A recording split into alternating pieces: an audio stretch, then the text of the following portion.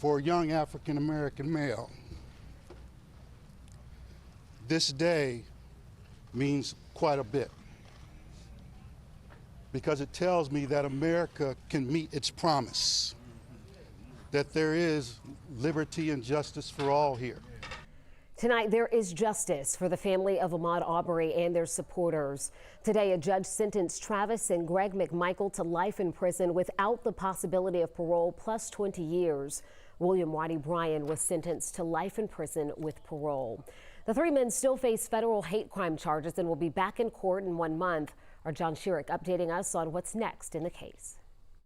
They left the Glynn County Courthouse sentenced to spend the rest of their lives in prison for murdering Ahmaud Arbery. Next, they'll be on trial in a federal courthouse for their alleged motive. Federal prosecutors will tell that jury that the three men killed Arbery because he was black. Say his name.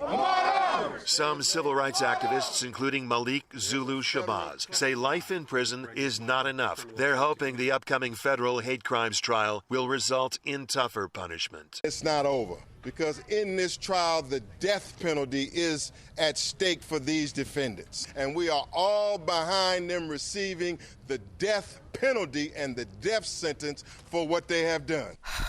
Arbery's mother, Wanda Cooper Jones. Son, raising you was the honor of my life. And others in the family were approached by federal prosecutors, according to family attorney Lee Merritt. The feds telling the family that the three men were willing to plead guilty to the federal hate crimes to avoid the death penalty. Merritt telling us the family responded, no deal. As it is, the judge's sentences for their murder convictions. Life plus 20, life plus 20 years. Mr. Bryan, a life with the possibility of paroles. Amount to justice for Ahmaud Arbery, finally, in the words of prosecutor Linda Dunikoski. The men who murdered him have been held accountable. There is no place, as the judge said, for taking the law into your own hands, which is what vigilante justice is, and that's what the McMichaels and Mr. Bryan did. DA Flynn Brody tells me this time prosecutors made a point of focusing on right and wrong, not on black and white. Their next trial in federal court will focus on it all.